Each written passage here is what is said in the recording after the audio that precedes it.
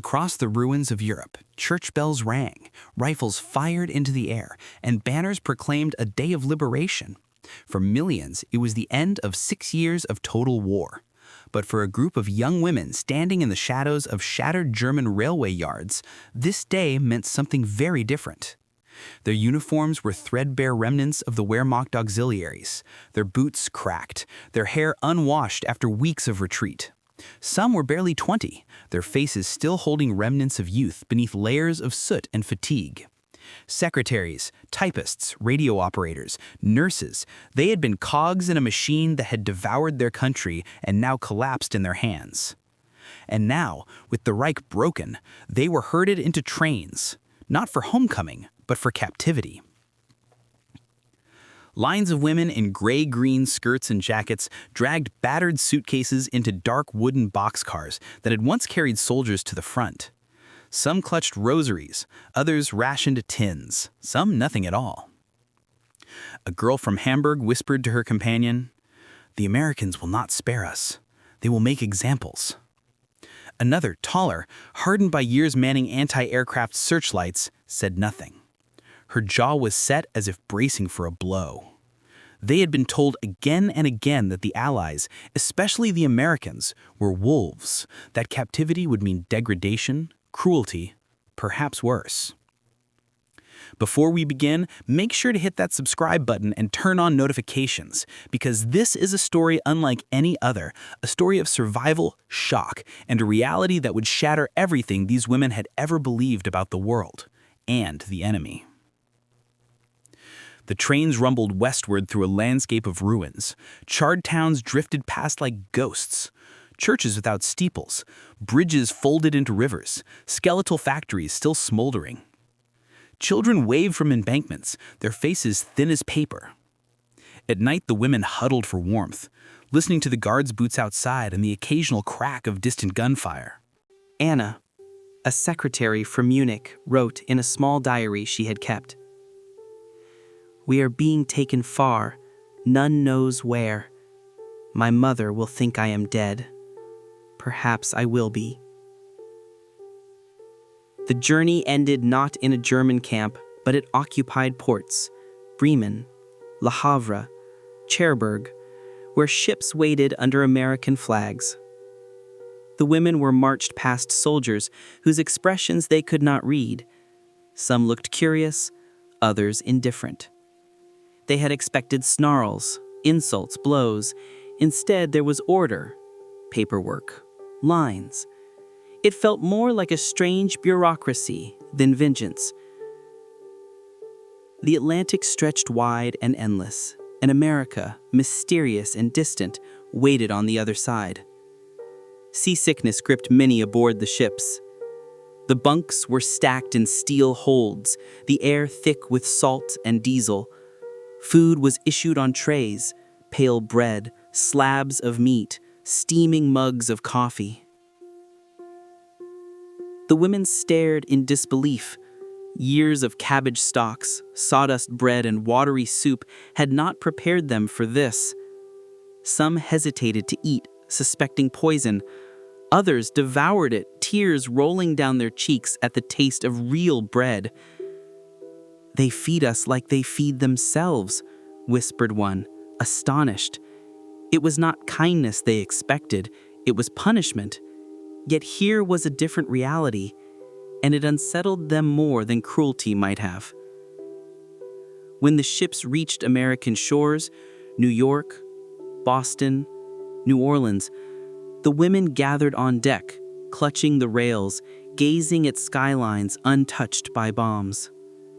The Statue of Liberty loomed above them, a symbol so familiar yet ironic in its promise of freedom. Crowds lined the piers, some jeering, some merely watching. The women were marched ashore under guard, boots echoing on wooden planks. The air smelt different, cleaner, freer, salted by the ocean, yet untouched by the ash of war. For the first time, some realized how completely their world had collapsed. Germany was rubble. America was intact, prosperous, alive. The buses rolled through gates crowned with barbed wire, their engines grumbling as dust rose in pale clouds across the camp road. To the women inside, the sight was at once frightening and strangely orderly. Guard towers stood at intervals, soldiers lounged with rifles slung casually, and rows of barracks stretched neatly across the fields. This was not the gray brutality of a concentration camp. This was something bewilderingly different. The prisoners looked at one another, sharing silent glances that asked the same question: what world have we stepped into? When they were filed off the bus, each woman was handed a numbered tag. American officers moved with clipped efficiency, scribbling notes, stamping documents. The women stiffened, bracing for insults or harsh orders. Yet the guards spoke with calmness, their English softened by Southern drawls or Midwestern flatness. For many, the first shot came not from cruelty, but from indifference. The delousing station awaited, a tiled room, steam hissing, water dripping, hearts pounded. This could be humiliation, degradation, the cruelty they had been warned about. In the long line, whispers circled. This is where they will make us suffer. One clutched her suitcase as if it were a shield. Another crossed herself silently. Inside, however, reality collided with expectation. They were handed thick white bars of soap, towels, then clean garments. The showers released streams of hot water, washing away months of grime. Some women wept openly, the sound echoing off the tiles. Others laughed nervously, unable to believe it. For the first time in years, they felt clean, hair freed from lice, skin freed from dirt. Anna wrote in her diary that night, handwriting trembling across the page. We were told we would be beaten, mocked, broken. Instead, we were given soap. How can this be? It was not humiliation, but restoration, and it shook them to the core. The women lay in bunks that night, hair still damp, wrapped in blankets smelling faintly of starch and cotton. Outside, crickets sang far from the thunder of guns. They whispered to one another, voices low, but urgent, as if sharing a secret too fragile to be spoken aloud. Perhaps the enemy is not what we were told. Perhaps there is something here that neither propaganda nor fear could explain. Morning brought breakfast, a simple meal of coffee, bread, and eggs. The women froze in the mess hall. Tables stretched endlessly, laden with food. Boiled potatoes, carrots, soft rolls, steaming mugs of coffee. It was abundance, and it assaulted their senses. In Germany, the last winter had reduced meals to black bread made with sawdust, watery turnip soup, perhaps a scrap of horse meat. Now, the enemy served them more than they had dared imagine. One woman whispered to Anna, "My brothers starved in the snow, and here they feed us like this." Tears slid down cheeks, eyes widened, hands shook. The Americans offered no mockery, no sneers, no cruelty. Guards paced slowly, glancing at the women with professional detachment. One young soldier, hardly older than the prisoners themselves, even gave a crooked smile as he passed, as if reassuring them. The prisoners were unprepared for such contradictions. They had steeled themselves for cruelty, but this quiet civility was somehow more disturbing. In the days that followed, life in the camp revealed further surprises. Each morning, they were woken by a bell, issued breakfast, and assigned light duties. Some worked in kitchens, others in fields nearby, some in laundries, scrubbing and pressing American uniforms. They were paid small wages in camp script currency that could buy items at the canteen. Wooden shelves held chocolates, cigarettes, pencils, even lipstick. The women stood before these goods as though at an altar. A bar of chocolate was a miracle, a tube of lipstick unthinkable, and yet here the enemy offered it in exchange for work. The irony was almost cruel. Letters from home continued to arrive, smuggled through censors. Families wrote of bombed-out apartments, of children coughing in cellars, of bread lines stretching into the cold. One woman read aloud by candlelight. "We live in the cellar now, the house above destroyed. We boil weeds for soup. If you have anything, send it." She folded the paper with trembling fingers, knowing she could not send food back, only words. The gulf between their suffering homeland and the strange abundance of the camp widened with each passing day. Some began to feel shame heavier than chains.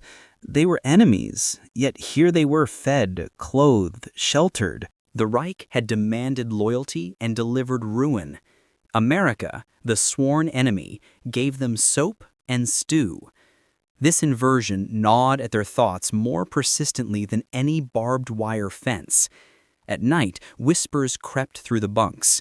What if this is all a facade? What if tomorrow the masks fall away and cruelty begins?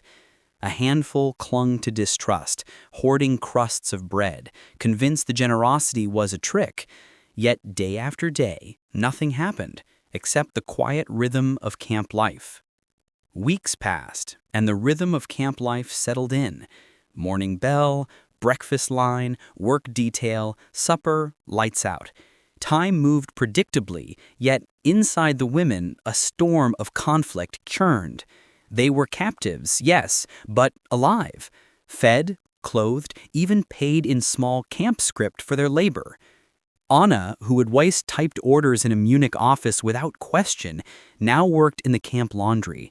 The scent of starch and soap clung to her fingers as she scrubbed American uniforms smooth. Each shirt bore the initials of men who had once been her sworn enemies. And yet, as she folded the clothing into neat piles, she felt less hatred than an odd, guilty relief. Here was work that did not involve war, work that kept her alive. Some women were sent into the fields under guard, harvesting crops that fed both prisoners and soldiers. They felt the sun on their backs, dirt under their nails, the weight of full baskets. Some even laughed softly at their own sweat, finding in the labor a reminder of the villages they had left behind. In the evenings, they returned to camp, muscles aching, spirits strangely lighter. This was not the degradation they had prepared themselves for. It was something else entirely. Letters from home continued to arrive, filled with tales of despair. Families scavenged for scraps, children picked through rubble for crusts of bread. Letters, when they came, were etched in hopelessness. One woman read aloud, "We live in the cellar now, the house above destroyed. We boil weeds for soup. If you have anything, send it." The women folded the letters with trembling hands. They could send nothing. They had chocolate, bread, meat, but only letters could go back. Guilt mixed with gratitude, a bitter cocktail that lingered in every glance and every bite. Some women resisted the new reality. They hoarded bread, refusing to eat, convinced the abundance was a trap. Rumors spread of poisoned food, hidden dangers in the soap. Yet day after day, life continued. The body regained strength, skin cleared, lice vanished. Slowly, suspicion gave way to reluctant acceptance. The American guards, too, were learning. Many had never seen German women beyond propaganda images. They were surprised to find thin, exhausted, often frightened girls, barely older than their own sisters. One guard wrote home, "They are not what we were told. They are girls, and they look at us as if waiting for a blow that never comes." And so the conflict deepened, not one of bullets or bombs, but of perception. Each bite of bread, each bar of soap, each neutral word from a guard chipped away at the fortress of belief. The war had ended, but another battle began. A battle between memory and reality, propaganda and truth. Anna's diary captured it with painful clarity. To be treated with dignity by those we were told were beasts, it is harder than hatred. Hatred is easy. Dignity is unbearable. Her words spoke from many. The women no longer feared being broken by cruelty. They feared being undone by kindness.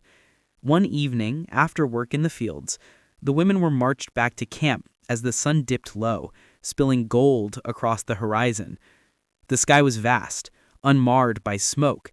The air smelled of cut grass. Here was a land untouched, abundant, alive. The Reich had collapsed into rubble. America stood intact. And in that realization, a new unease took root. They had survived the first shock, the soap, the showers, the food, but something else was dawning, something more difficult to confront. The enemy might be far more human and far more powerful than they had ever imagined. As autumn deepened, the first hints of frost touched the camp fences. The women had settled into routines, yet beneath the surface, a restless unease grew. The longer they stayed, the more their old beliefs unraveled. Hatred, loyalty, pride, everything once fixed by propaganda now felt fragile, even absurd. Rumors began to spread. A transport would soon depart for Germany. Whispers rippled through the barracks like wind through dry leaves. Questions hung in the air, unspoken yet urgent. What will we find at home? Will our families recognize us? Well-fed, healthy, clean? Some trembled at the thought. To return meant hunger, ruins, the echoes of death and despair. To stay meant captivity, yes, but also life, dignity, and the strange normality of abundance. Anna stared at her diary by the fading light, hands trembling. I fear leaving more than I feared arriving. It was a confession she had never dared speak aloud. The enemy's greatest weapon had not been guns, nor bombs, nor propaganda. It had been soap, food, and dignity, and those things had done what hatred could not. They had changed her. On the day of departure, the women gathered, hearts pounding, eyes wide with questions they could not voice. The morning air was crisp, sharp with frost. Trucks rumbled past the barracks, engines drumming against the silence of anticipation. Guards read names from a list, voices flat, clipped. But for the women, each syllable landed like thunder. As Anna heard her name called, she felt a strange weight in her chest, a mixture of relief, fear, guilt, and disbelief. Stepping into the pale morning light, she glimpsed the world beyond the barbed wire. A world intact, alive, and waiting for her. Yet behind her, the camp remained, familiar in its strange kindness, orderly in its gentle discipline. The journey back to Germany promised nothing but uncertainty. Letters from home were stark reminders of the devastation left behind. Cities lay in ashes, families scavenged for scraps, children froze in cellars. And yet Anna carried with her the memory of what she had witnessed: warmth, abundance, civility. The dichotomy between what was and what should have been created a turmoil heavier than any battlefield. Every step toward the trucks, toward home, was a step into contradiction. The Reich had demanded loyalty, offering ruin in return. The enemy had offered care, giving more than life itself. Soap, food, clean beds, laughter, music, these were the spoils of a war Anna had never imagined. And now, leaving that behind, she feared not the bombs or the ruins, but the loss of the strange, fragile peace she had found. As the trucks carried them away, the frost glinting like shards of glass on the camp gates, the women understood something profound. Survival had never been the end of their struggle. The real challenge, the slow, unrelenting confrontation with truth, with morality, with themselves, was only just beginning. The trucks rumbled westward, carrying the women back to a homeland they barely recognized. Towns they had left in panic were now inhabitable ruins. Streets were scarred with craters, homes reduced to skeletons of brick and timber. Smoke still curled from smoldering buildings. Children ran barefoot over rubble, faces hollow, eyes wide with fear and hunger. Anna pressed her hands to the window, her heart twisting. She had left this world behind, yet now it surged toward her with all its cruelty and despair.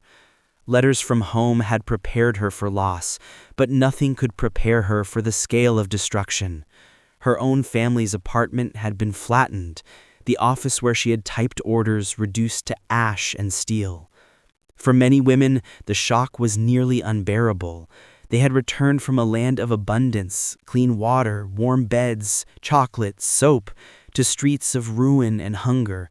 Some wept openly, others moved silently, numb, as if stepping into a nightmare that had been waiting for them. Gratitude and guilt collided violently in their hearts. Families greeted some with tears, others with suspicion. Mothers scolded daughters for living well